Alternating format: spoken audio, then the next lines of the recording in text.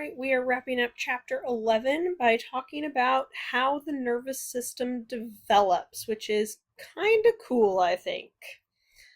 So, in embryonic development of the nervous system, all of the nervous system tissue is originating from the ectoderm layer. This is the same germ layer that leads to the integumentary system. And so those are really the only two things that we're getting from that ectoderm. There's a couple other structures that differentiate out of this, but later on in development. So remember, that ectoderm is one of those three layers. We also have endoderm layer, which is going to end up giving the lining tissues like the peritoneal cavity, pericardial sac, pleural sac, all that kind of stuff. And then the mucosal layers of the digestive and respiratory systems, and then the mesoderm, that middle layer, is going to give us muscle and connective tissue primarily. So this ectoderm, this is the most outer layer. So it makes total sense for it to give us the integumentary system. Not so intuitive that it's giving us the nervous system there. So this is done through a very specialized development. So what we get is some differentiation from this ectoderm into this neuroectoderm tissue, which is going to give us the neural plate, which will then lead to something called the neural tube. This is the very primitive stage of the central nervous system. The anterior side of that will give us the brain. The more posterior aspect will give us the spinal cord.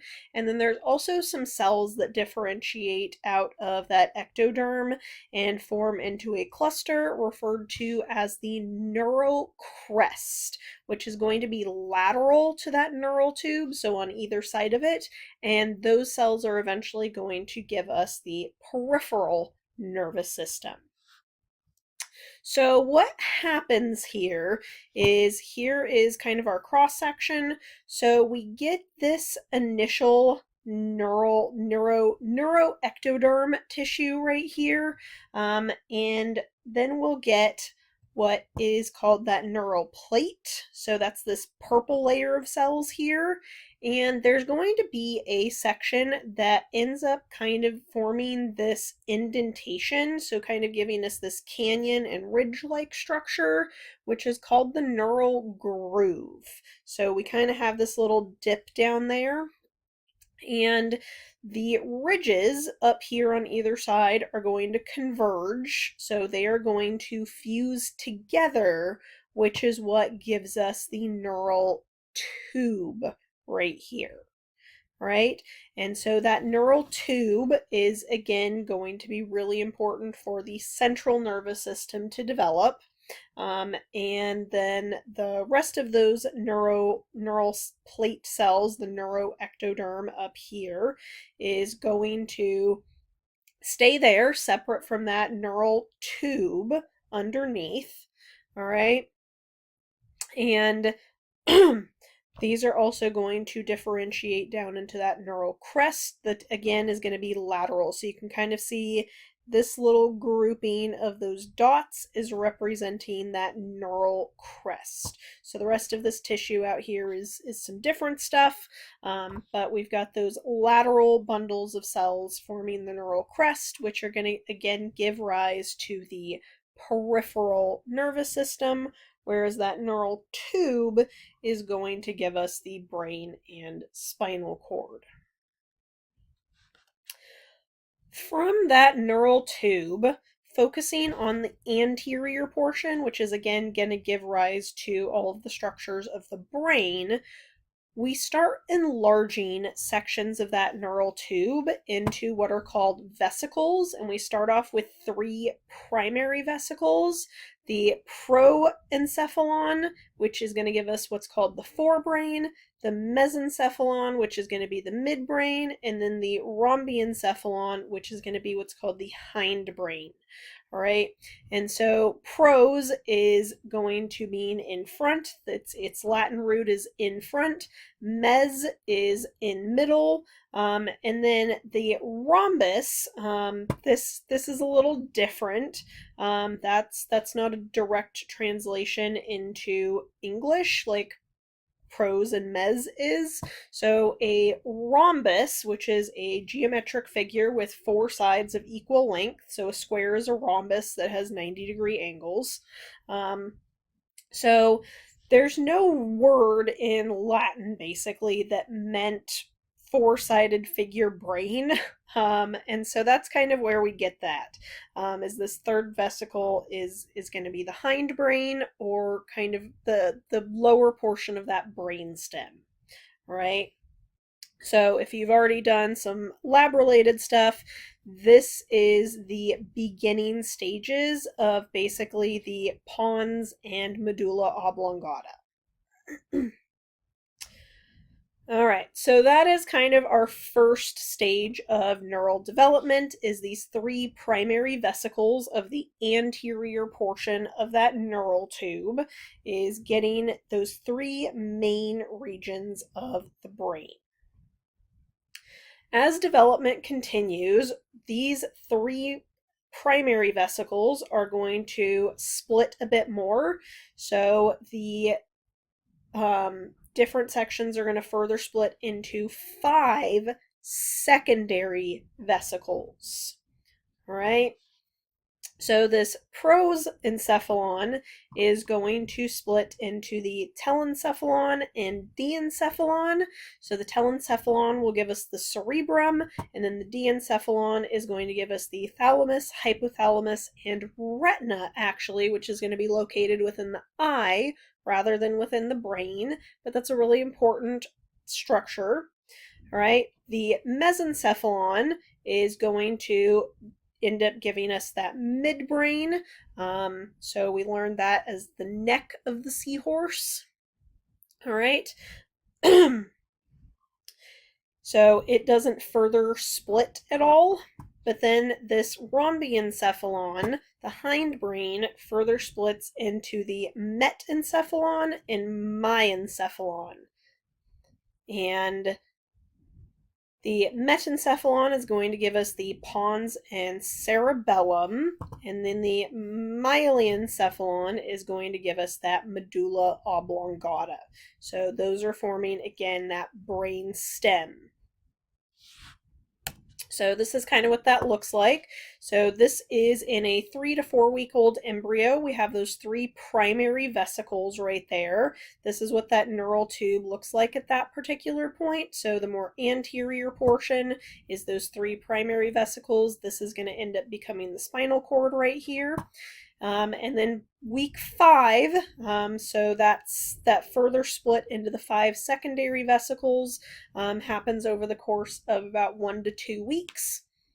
So 5-week-old embryo is going to have these 5 secondary brain vesicles leading to those fully developed structures much further on in development. So this is another lateral view of that 5-week-old embryo. So now we've got what's going to become the cerebrum.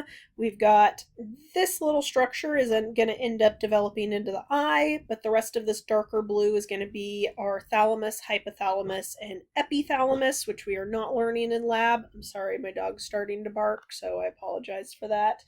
That yellow area is going to give us that midbrain. And then we're going to have here from pink, we'll get our pons and cerebellum. And then in brown, will give us the medulla oblongata, with this kind of whitish tissue ending up as the spinal cord, which we'll talk about right now. So that posterior portion of the neural tube ends up becoming a long, straight cord with a small hollow space down the center of it. That's going to be the central canal, and this is going to be our spinal cord. And so the more dorsal tissues of that posterior portion of the neural tube is going to give us sensory function. So being able to sense, again, temperature, touch, smell, taste, etc.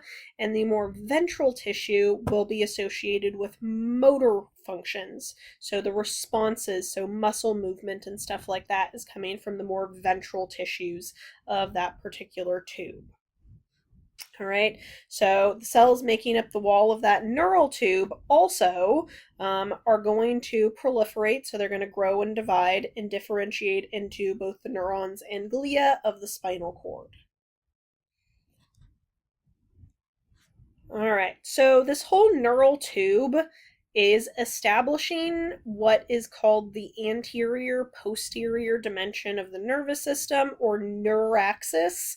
And so this is basically going to correspond to the superior and inferior dimensions of the body, so they kind of overlay each other. And this is a weird concept to think about, especially when you take into consideration this cephalic flexure. And so this is a big curve between the brainstem and forebrain, and this is why the neuraxis starts in the inferior position, the end of the spinal cord, and ends up in the anterior position, which is the front of the cerebrum. All right, so let's look at a graphic here. So here's in humans, so that spinal cord again is going to be inferior, and then by the time we get to that cerebrum, it is anterior because of that cephalic flexure. All right, so this is definitely a little weird to think about. So we've got this kind of comparison right here with a dog, some sort of canine. So these are quadrupedal animals. They walk on 4 legs instead of 2. Humans are bipedal. All right.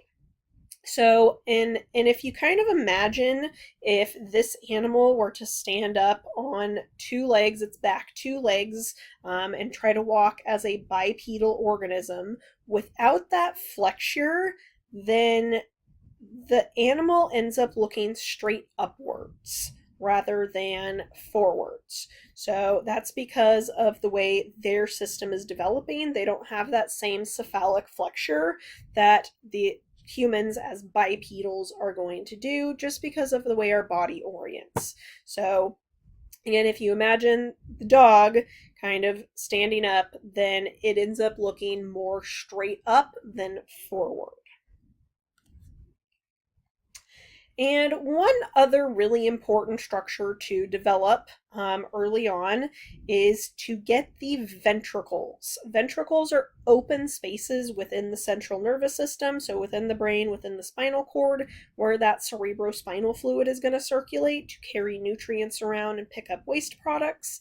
These are remnants of that neural tube, because the neural tube is a tube. It has a hollow center, and so those hollow areas do stay as development continues. It's not all going to become a solid mass of neural tissue, because we need that cerebrospinal fluid to circulate around. And so we end up with 4 ventricles within the brain, and then there's some kind of tube spaces connecting them and then passing down through the spinal cord. So this central canal that we learned in lab last week are all going to be parts, the remnants of this neural tube. All right, so we can link those back directly to that embryonic brain tissue.